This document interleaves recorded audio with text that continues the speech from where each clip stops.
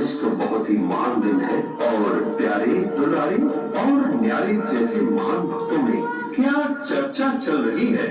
नारद जी, आपकी बताइए, गणपति की पूजा सबसे पहले होती है तो वही सबसे बड़े हुए ना। नारद जी, सती के लिए शिव जी ने अपनी तपस्या भी छोड़कर दक्ष प्रजापति को दंडित किया तो सती मां पार्वती बनी हुई ना। नारद जी, आप ही बताइए कि ब्रह्मा, विष्णु और शंकर जी में बड़ा कौन? जब भी कोई समस्या आती है तो वे सब शिव जी के पास ही तो जाते हैं, तो बड़ा कौन हुआ? नारायण नारायण, ओम नमः शिवाय, ओम नमः शिवाय। हे प्रभु, ये मुझे किस धर्म संकट में डाल दिया। अगर शिव जी का नाम लो तो पार्वती माँ की सुननी पड़ेगी, अगर माँ पार्वती का नाम लो तो शिव जी नाराज हो जाएंगे। नारायण नारायण। हे प्रभु, अब तो आप ही इसका समाधान कर सकते हैं। हे प्रलयंकर महादेव शंकर स्वयंभू, अब तो सबकी तीसरी आंख खोल दो और इस रहस्य को सामने लाओ प्रभु, सामने लाओ। नारायण नारायण नारायण नारायण। हे नारद, शक्ति एक है और हम सब परम शक्ति की रचना है। परमात्मा एक है और वो सभी आत्माओं का पिता है। मेरा तो परिवार है, पार्वती और बच्चे गणेश, कार्तिक, और मैं तो स्वयं साधना करता हूँ सिद्धि स्वरूप के लिए। परमात्मा स्वयं ब्रह्मा, विष्णु और मुझसे 3 कर्तव्य कराते हैं। मैं स्वयंभू नहीं हूँ, स्वयंभू तो स्वयं निराकार ज्योति स्वरूप परमात्मा शिव है।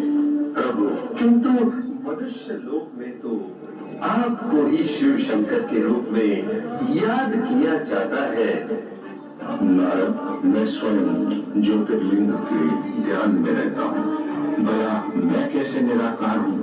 मेरा तो शरीर धारण किया हुआ है। शिव और शंकर ये 2 अलग नाम है। शिव अर्थात शव से परे, जिसे अपना शरीर नहीं है और वो सदा ही मुक्त है। ज्योतिर्लिंग उसका ही यादगार है। नारायण नारायण। किंतु प्रभु, आपकी तीसरी आंख खुलते ही तो विनाश हो जाता है। नारायण नारायण। नारद, विनाश तो स्वयं की कमजोरियों का होता है।